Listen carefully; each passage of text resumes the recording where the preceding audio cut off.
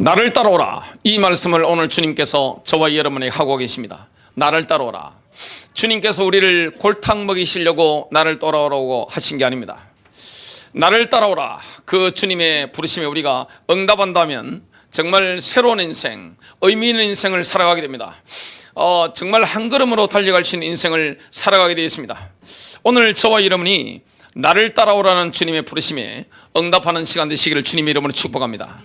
오늘 소명이라는 이 주제인데, 콜링인데, 사실 저 같은 목사만 이 소명을 받는 게 아닙니다. 모든 그리스도인들은 소명을 받습니다. 잘 모를 뿐이죠. 주님이 부르실 때 그걸 따라가는 겁니다. 어떤 분들은 여러 가지 본인의 영역에서, 또 저 같은 사람은 저의 영역에서 이렇게 부르심에 응답을 받아서 갑니다. 가장 오해되어 있는 주제 중에 하나가 바로 소명입니다. 목사만 소명받는 게 아니에요. 모든 그리스도인들, 이 땅에 살아가는 모든 사람들에게는 뭐가 있습니까? 하나님의 소명이 있습니다. 복된 인생, 정말 하나님의 나라를 누릴 수 있는 그런 인생 살 수 있도록, 아름다운 인생 살 수 있도록 주님이 우리를 부르시는 겁니다. 첫 번째입니다. 우리는 승리하기 위해 부름받았습니다. 정복하기 위해 부름받은 겁니다. 그리스도인들에게는 뭐가 있습니까? 승리가 예비되어 있는 겁니다. 완전한 승리.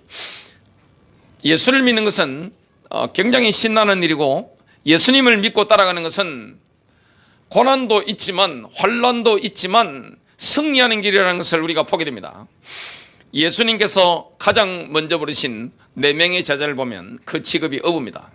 그 4명의 어부를 주님께서 나를 따라오라 이렇게 말씀하시면서 제자로 부르신 것을 보게 됩니다. 마태복음 4장 18절부터 22절 보겠습니다. 예수님께서 갈릴리 바닷가를 거니시다가, 제가 킹제임스 버전으로 한번 읽어보겠습니다. 두 형제 곧 베드로라는 시몬과 그의 형제 안드레가 바다에 그물 던지는 것을 보시니 그들은 어부더라. 그분께서 그들에게 이르시되 나를 따르라. 내가 너희를 사람들을 낚는 어부가 되게 하리라 하시니 그들이 즉시 자기들의 그물들을 버려두고 그분을 따르니라. 그분께서 거기서 더 가시다가 다른 두 형제 곧 세베대 아들 야고보와 그 형제 요한이 자기들의 아버지 세베대와 함께 배 안에서 자기들의 그물들을 고치고 있는 것을 보시고 그들을 부르시니 그들이 즉시 배와 자기들의 아버지를 남겨두고 그분을 따르니라. 예수님께서 하나님 나라를 확장하는데 가장 중요한 일이 제자를 선택하는 겁니다. 근데 가장 먼저 부르신 사람들이 어부라는 것은 하나님의 지혜입니다. 어부들은요, 열정적인 사람들입니다. 주님은 누구를 붙잡고 사용하느냐? 열정적인 사람들, 열심인 사람들, 이런 사람들을 붙잡고 사용하십니다. 어부들은 특징이 뭡니까? 어부들은 거의 광신자에 가깝죠. 어부들은 물고기에 대한 환상이 있습니다. 오늘 못 잡더라도 이렇게 만선에 대한 기대, 이걸 가지고 갑니다. 저는 낚시를 못합니다. 저는 낚시꾼을 따라가서 낚시를 당해본 경험이 있습니다. 한겨울에 가서 이 막대기 들고 하루 종일 있는데 힘들더라고요. 옆에 사람들 막 잡혀 올라오는데 저한테는 안 잡혀 올라오니까 얼마나 힘든지. 근데 그 낚시꾼들 보면요, 너무너무 신나게 가는 것을 봤습니다. 제가 잘 아는 74세 장로님께서는 남자분이신데 그분 옛날 낚시꾼이에요. 그분 회사에 가보면 낚시책들, 월간 낚시하는 거 있죠, 쫙 있습니다. 목사님, 저한테 그러시는 겁니다. 낚시 한번 맛들리면요, 춤바람 나는 것보다 훨씬 강합니다. 그 말씀을 저한테 하시더라고요. 저는 그게 세계가 뭔지 잘 모르니까요. 낚시꾼들을 하고 제가 다녀봤는데 얼마나 신나게 가는지 몰라요. 물때를 맞춰서 새벽에 나가고, 그리고 어부들 한번 보세요. 그 물고기가 있는 그 타이밍에 맞춰서 그 포인트를 찾아서 가는데 환상이 있습니다. 얼마나 신나게 가는지 몰라요. 오늘 못 잡더라도 포기하지 않고 끝까지 갑니다. 왜냐? 내일은 잡을 거니까. 이렇게 가는 겁니다. 예수님께서 갈릴리 어부들과 함께 첫 출발을 하신 것은 우리에게 강력한 메시지를 줍니다. 그리스도인들은 어부와 같아야 한다, 이런 메시지를 우리에게 주시는 겁니다. 갈릴리 어부들처럼 주님의 부르심에 응답하는 것에 열중한 나머지 그 어떤 것도 문제가 되지 않아야 됩니다. 이거는 믿음에 대한 도전이죠. 하나님은 살아 계셔서 저와 여러분 인생을 이끌어 가시는데 부르시는 거예요. 하나님이 부르시는 거예요. 그 부르실 때 누구와 같아야 됩니까? 어부와 같아야 되는 겁니다. 부르심에 열중해서 다른 건 다 잊어버리는 거예요. 그런 사람들로 주님이 우리를 쓰시기를 원합니다. 예수님께서는 제자들을 부르실 때 많은 말씀을 하지 않았습니다. 뭐 장황한 설교라든지 뭐 데이터를 막 제시하면서 뭐 PPT 써가면서 쫙 하는 거라든지 뭐 이렇게 이익 손해 계산이라든지 이런 걸 하지 않으셨습니다.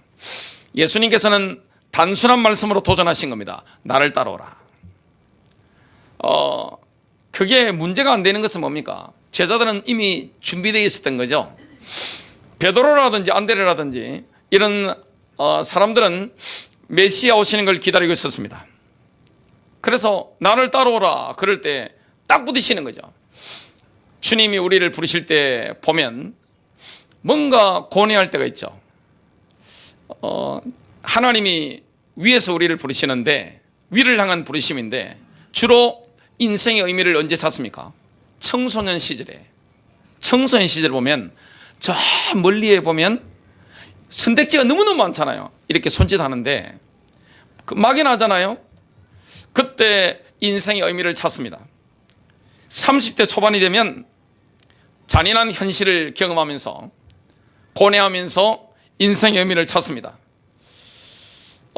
중년에 접어들게 되면 내가 하는 일과 나의 탤런트가 뭔가 맞지 않음을 느끼면서 굉장히 힘들어하죠. 그때 인생의 의미를 찾게 됩니다. 어머니들은 자식을 딱 키우고 나면 인생 공백이 생기잖아요. 자녀들이 다 떠나고 나면 그때 인생의 의미를 찾게 됩니다. 그리고 이사를 할 때라든지 직업을 바꿀 때라든지 결혼 관계가 빨간불이 들어왔을 때, 건강의 적신호가 켜졌을 때 인생의 목적이 뭔가, 인생의 의미가 뭔가, 이걸 본격적으로 고민하게 됩니다. 그때 주님께서 위로부터 부르시는 거예요. 모든 그리스도인들은 하나님의 부르심에 직면합니다. 소명에 직면하는 거예요. 그래서 위를 향한 부르심, 이걸 따라가게 되는 겁니다. 나를 따르라. 너무나 짧은 설교죠. 예수님은 결코 많은 설명을 하시지 않습니다. 나를 따르라 이렇게 말씀하는 겁니다. 이 말씀 뭡니까? 예수님을 향한 헌신에는 타협이 없는 거예요. 예스냐 노냐 그겁니다. 타협이 없다는 것을 보게 됩니다. 예수님을 향한 헌신에는요, 중간지대가 없습니다. 회색지대가 없는 거죠. 마태복음 16장 24절부터 25절입니다. 그때 예수님께서 자기 제자들에게 이르시되 어떤 사람이 나를 따라오려거든 자기를 부인하고 자기 십자가를 지고 나를 따를지니라. 누구든지 자기 생명을 구원하리 하는 자는 그것을 잃을 것이요 누구든지 나로 인해 자기 생명을 잃으려 하는 자는 그것을 찾으리라. 예수님의 공생애가 쭉쭉 진행되면서 후반기에 도달했을 때 어떤 사람을 향해서 예수님께서 또 말씀하셨습니다. 나를 따라오라. 누가복음 9장에 나오는 말씀인데요. 그런데 그 사람은 망설였습니다. 주저주저하면서 이렇게 대답합니다. 주여, 나로 먼저 가서 내 아버지를 장사진에게 하옵소서. 예수님께서 또 말씀하십니다. 죽은 자들로 그들의 죽은 자를 장사진에게 하고 너는 가서 하나님의 나라를 선포하라.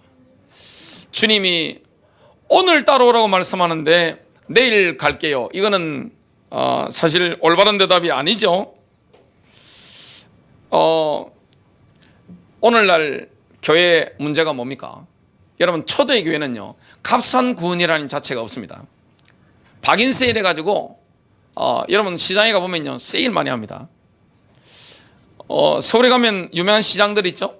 막 나중에 되면 세일 엄청 하죠. 근데 사실 신앙에는 박인 세일이 없습니다.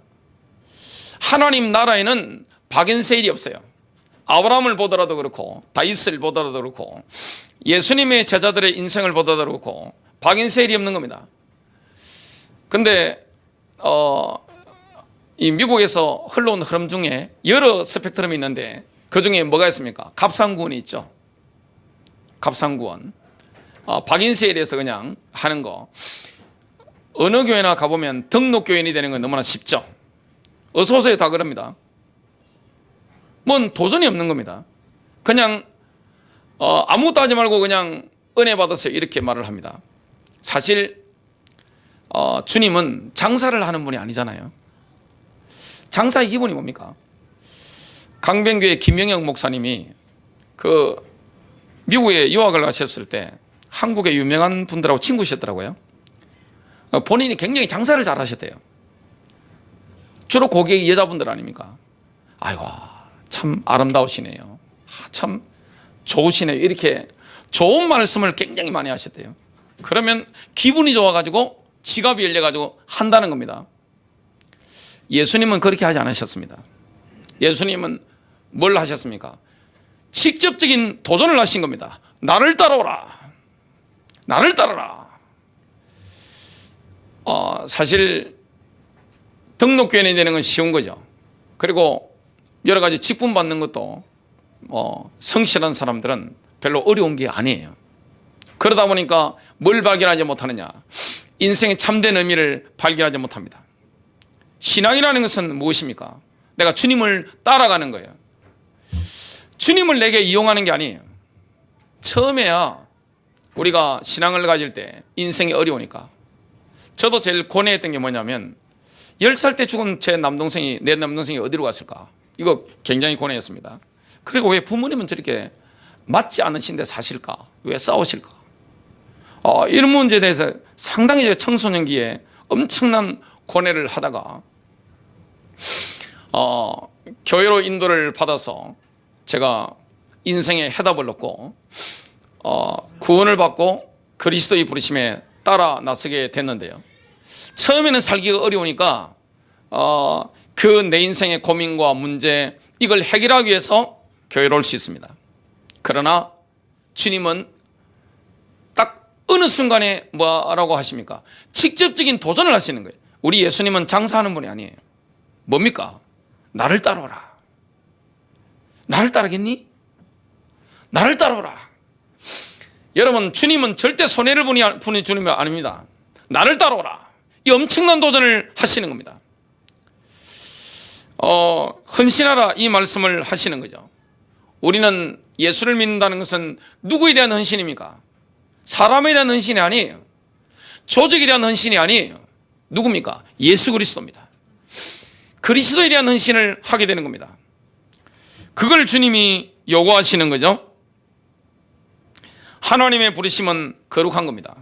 하나님의 부르심은 하늘에 속한 겁니다. 거룩한 부르심에 우리는 도전을 받습니다.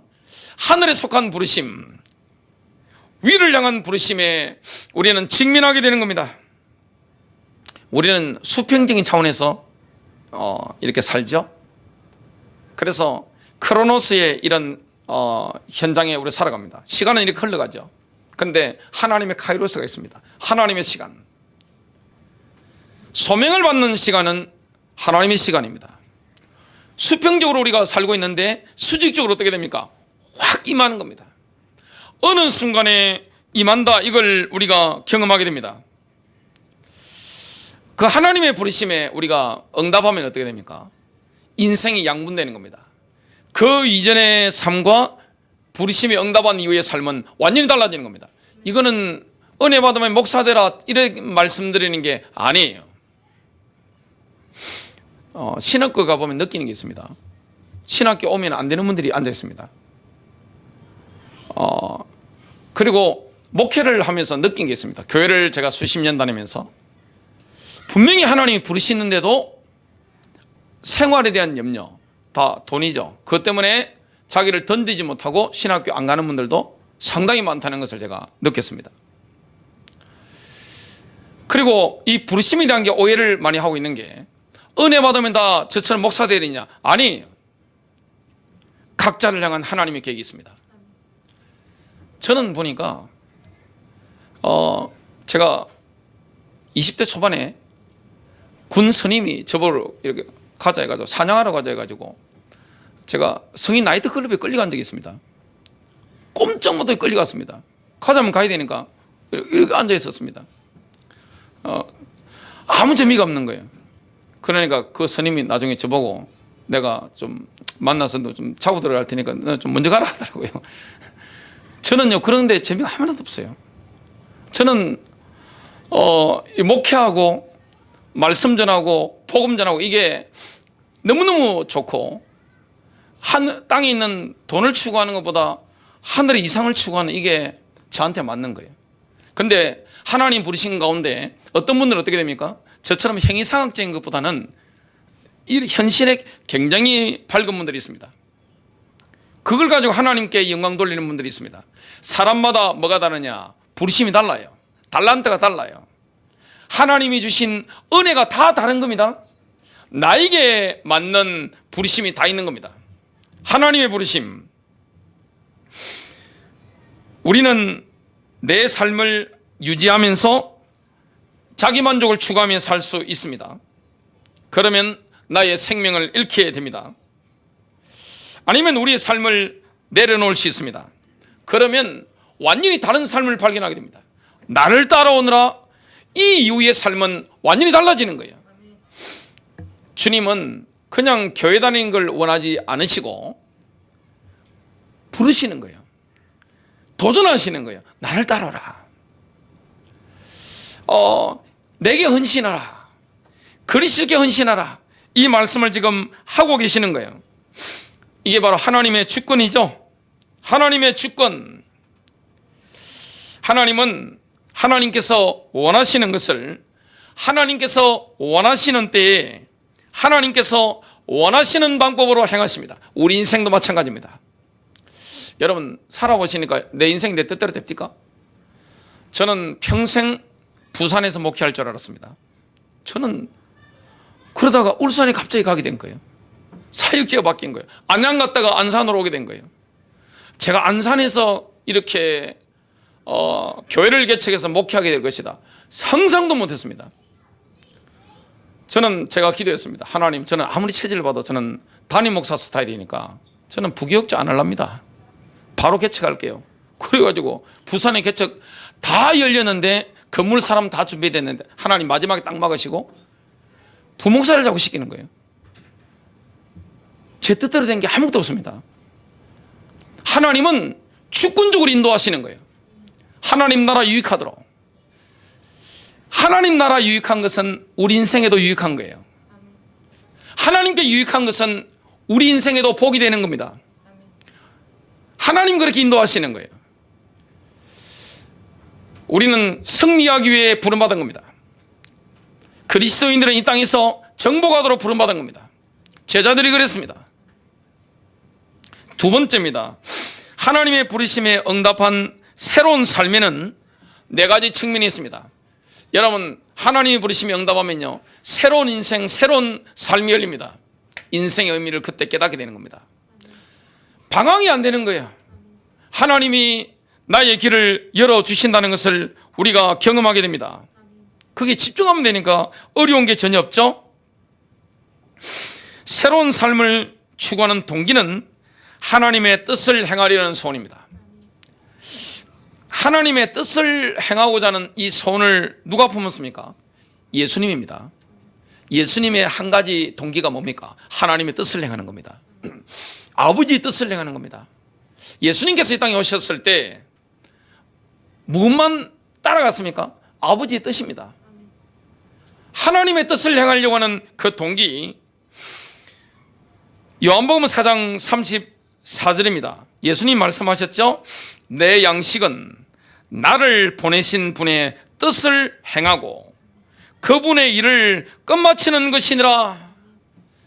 예수님이 이 땅에 오셨는데 주로 3년 6개월의 공생애가 핵심이죠.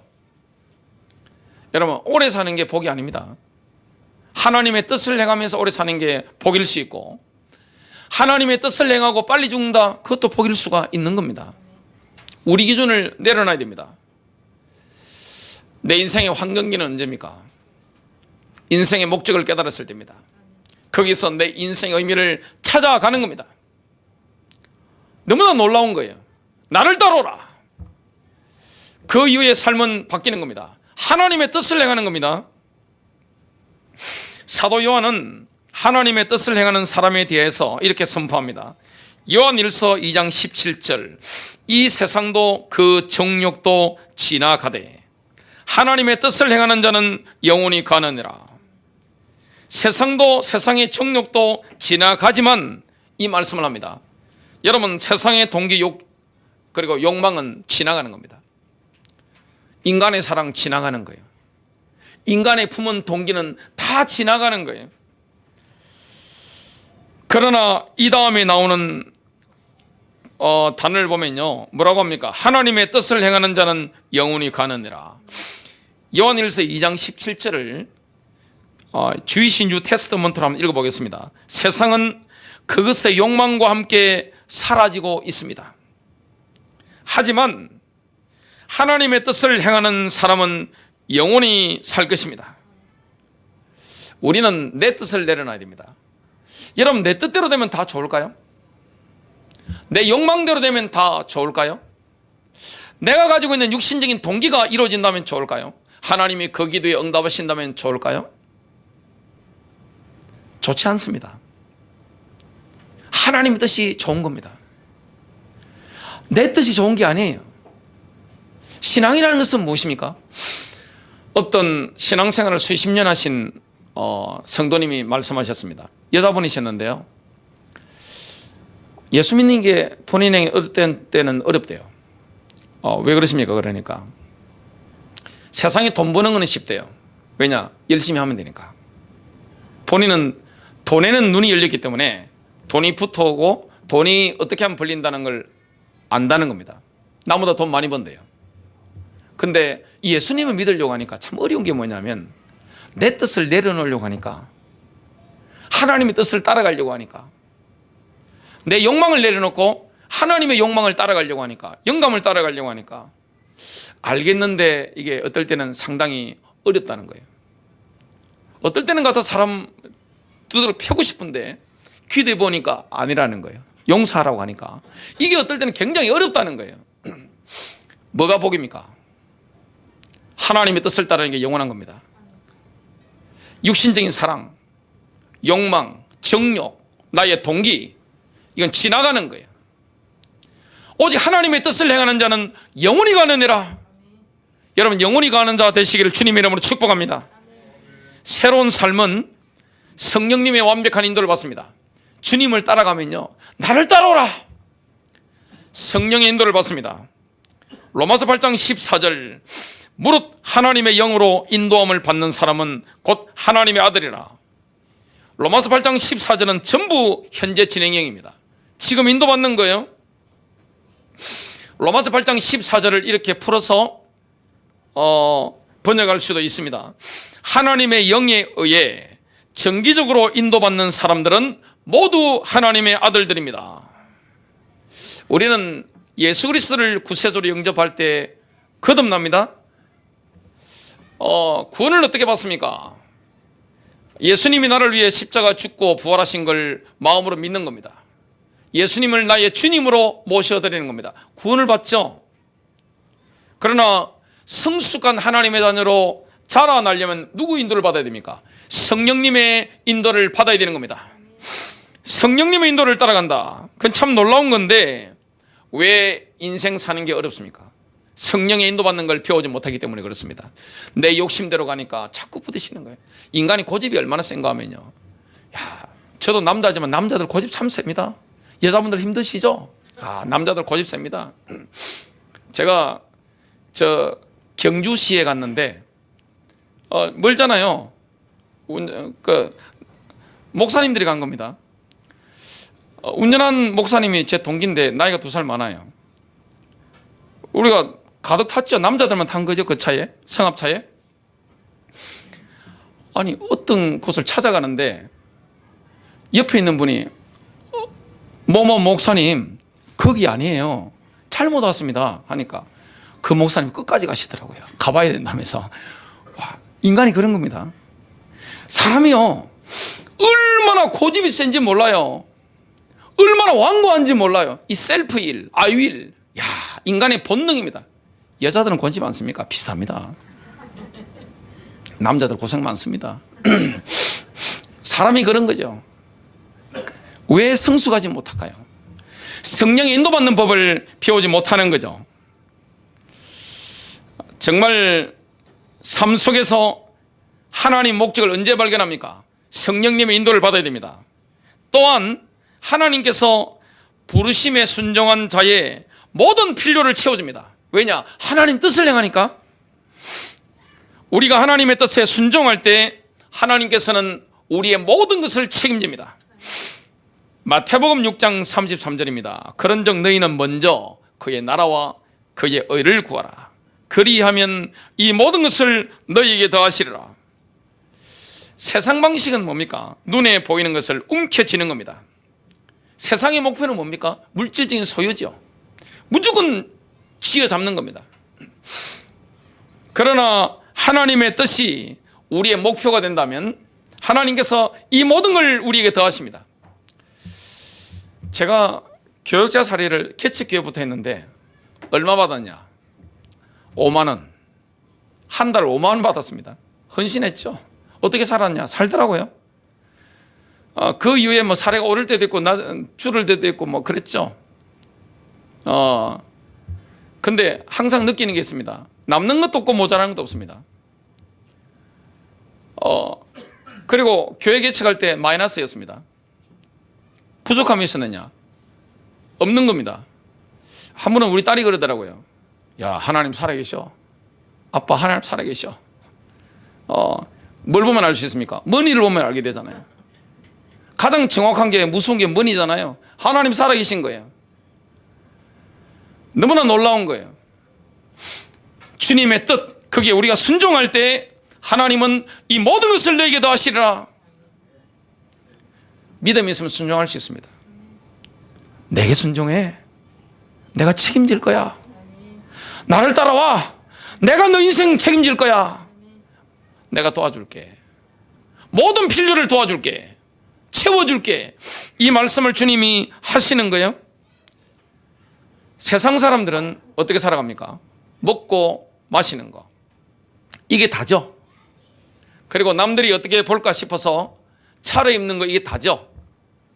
차려입는 것 가운데는 뭐 차도 있을 것이고 집도 있을 것이고 내가 어떤 동네에 산다, 이것도 있을 것이고 남자들은 시계, 여자들은 핸드백, 뭐가 많겠죠. 누가 나를 어떻게 볼 것인가. 근데 주님은 우리가 하나님 뜻을 행하면 어떻게 됩니까? 우리를 멋있게 만들어줍니다. 아름답게 만들어줍니다. 예수 잘 믿는 분들 한번 보세요. 하나님이 부르시면 순종한 분들 한번 보세요. 그 풍기놓는 그 아름다움, 남자든 여자든 그 맑음, 아름다움, 그 눈과 얼굴을 한번 보세요. 그리고 풍기는 예수 향기를 한번 보세요. 얼마나 인생이 풍성한지 모릅니다. 요셉을 한번 보세요. 야곱이 요셉을 축복할 때 보면 요셉의 복이 담을 막 넘어가는 거예요. 모든 12지파를 복되게 만드는 거예요. 하나님의 뜻을 따라가는 사람, 하나님의 뜻을 향하는 사람, 그 한 사람을 통해서 야훼의 복이, 여호와의 복이 막 나타나는 것을 보게 됩니다. 내가 책임지겠다. 내가 모든 필요를 채워주겠다. 그래서 우리는 움켜잡는 사람이 아닙니다. 하나님의 뜻을 움켜잡는데 하나님이 다 채워주시고 아름답게 하시고 역사하신다는 것을 우리가 경험하게 되는 거죠.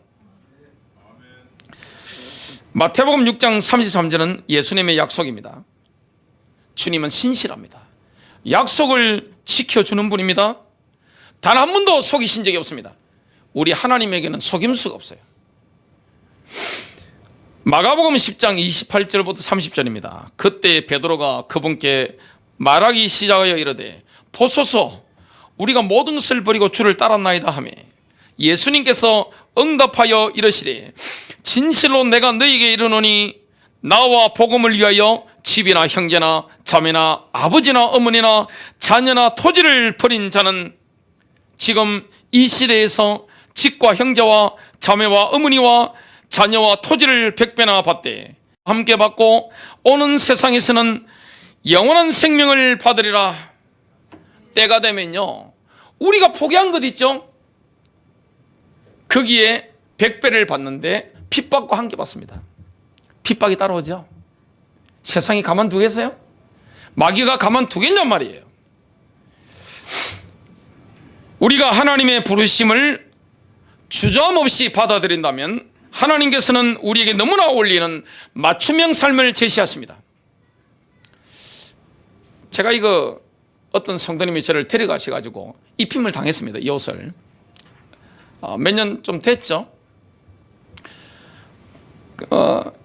그래서 백화점을 갔는데 그때 입을 때 이 옷이 어땠느냐, 제가 그때 운동을 한참 많이 할 때라서 지금은 운동을 거의 하지 않습니다. 그냥 숨쉬기 운동만 주로 하고 그러는데 그때 운동을 한참 할 때니까 이걸 입으니까 허리가 자꾸 내려오는 거예요. 오늘 아침에 이 옷을 입어보니까 허리가 빵빵한 거예요. 벌써 나이살을 조금 약간 묵은 거죠. 오늘 아침에 우리 딸이 저를 보더니만 아빠 조심해야 되겠어. 한순간에 훅 가는 거야. 그러는 거예요. 하나님은 우리가 옷을 입혀주시는데 맞춤복을 입혀줍니다. 삶을 예비하셨는데 나에게 딱 맞는 거예요. 제가 목사 이거 재미없으면 어떻게 하겠어요? 재미있는 하는 거 아니에요. 자꾸 하늘의 지식들이 막 오고 우리 어머니가 저하고 며칠 살아보시더만 시골에서 올라오셔가지고 저보고 미친 사람처럼 보시더라고요. 완전 하루 종일 책 보고 뭐 기도하고 야 이거 뭐냐 싶은 거예요. 보니까 좀 쉬어가며 살아. 늘 볼 때마다 그 말씀 하시는 거예요. 저는 사람하고 어울리고 있는 게 제일 재밌어요. 기도하고 있는 게 제일 재밌잖아요. 어떤 분들은요 본인의 영역이 있습니다. 자기 영역이 있는 거예요. 가장 재밌고 내게 딱 맞는 거예요. 하나님이 그 재능을 주신 겁니다. 그리고 그쪽에 부르시는 거예요. 그걸 하면 되는 거예요. 하나님의 부르심. 그래서 이 하나님의 부르심을 우리가 응답하면 어떻게 되느냐, 하나님의 부르심은요 우리 앞길에 분명한 빛을 줍니다. 부르심에 응답하면요 빛이 비치는 거예요. 그리고 하나님의 그 부르심은 우리 마음에 불길을 붙이는 겁니다. 마음에 불이 붙어버리는 거예요. 열정이 막 생겨나는 거예요. 그게 너무나 놀라운 겁니다. 세 번째입니다. 예수님께서 나를 따라오라는 말씀으로 우리에게 직접 도전하실 때는 우리의 결정을 심사숙고해야 됩니다. 잘 생각해 보게 되는 거예요. 마귀와 하나님의 차이점이 있습니다. 그 중에 한 가지가 뭐냐면 귀신은요 우리를 압박하잖아요. 그죠? 통제하잖아요. 막 누르잖아요. 안 따르면 두들기 펴잖아요. 하나님은 어떤 분입니까? 성령님 어떤 분입니까? 아 그래? 이것도 있고 저것도 있어. 기다려 주시는 거죠. 얼마나 성령님이 인격적인지 모릅니다. 주님은 따라다니면서 우리에게 막 압박하고 통제하고 막 두들기 패고 꿀밤 주고 이런 분이 아니에요. 하나님은 사랑이세요. 하나님 얼마나 우리에게 자비롭고 너그러우십니까? 하나님께서 우리를 위해서 정해놓으신 직업, 장소, 도시, 인간관계, 사역, 이걸 정말 찾길 원합니까? 우리만을 위해 마련된 특권과 책임과 공급하심을 경험할 수 있는 특별한 자리로 여러분 혹시 인도받기를 원합니까? 너무나 놀라운 거죠. 여러분 하나님의 부르심에 기꺼이 응답하기를 원합니까? 하나님의 영이 인격적이라는 사실을 명심하셔야 됩니다. 하나님은요 우리를 AI처럼 부리지 않습니다. 로봇처럼 독재자처럼 하지 않습니다. 너무나 인격적이세요. 이것도 저것도 있어. 어때? 이렇게 물어보시는 거예요. 하나님은 우리의 인격을 굉장히 존중해 주시는 거예요. 우리의 의견을 너무나 존중해 주시는 거예요. 우리가 잘못된 길을 가면 어떻게 됩니까? 기다려 주시죠. 지켜보시죠. 참 하나님의 인내심은 한이 없죠. 하나님이 잔소리하기 시작하면 우리가 어떻게 살겠습니까? 따라다니면서 엄마 틀렸어. 야, 그러면 안 돼. 하면서 와 하면서 1절부터 뭐 동해물과 백두산이 막 3, 4절 가지고 하나님 부르고 계속 우리에게 말씀하신다. 얼마나 인생이 피곤하고 힘들겠어요. 주님은 그런 분 아니에요. 선택하라고 주님이 하시는 거예요. 나를 따라오너라. 너의 생명을 내게 주어 내게 봉사하라. 주님이 이렇게 응답을 원하실 때가 있습니다. 도전하실 때 베드로와 안드레는 그들의 그물을 바닷속으로 던져버렸죠. 야고보 요한도 적시로 그물도 내려놓고 가족도 내려놓고 예수님을 따라 나서는 겁니다. 이게 다 살리는 방법이니까요. 여러분, 우리를 향한 부르심은 복잡한 게 아닙니다. 아주 너무나 실제적인 겁니다. 그래서 이 부분에 대해서는 계속해서 설교를 통해서 우리가 나누게 될 겁니다. 정말 하나님의 부르심에 응답한다. 지옥의 권세가 우리를 막기 위해서 역사하겠죠. 얼마나 사단이 배가 아파서 공격하겠습니까? 결론입니다. 결정은 누가 해야 됩니까? 내가 하는 겁니다. 내가 하는 거예요. 하나님은 우리를 강압적으로 다루는 분이 아니에요. 인격적으로 다루시는 분입니다. 나를 따라오라. 여기에 대한 결정은 누가 하는 겁니까? 자유의지로 내가 하는 겁니다. 옛날 금성사 TV 광고가 생각이 납니다. 좀 나이가 좀 드신 분들은 이해하겠을 겁니다. 지금 LG전자죠. 순간의 선택이 10년을 좌우한다 하는데 하나님의 부르심은 순간의 선택이 이 땅에 남은 생애를 좌우하고 영혼을 좌우합니다. 승리하시기를 바랍니다.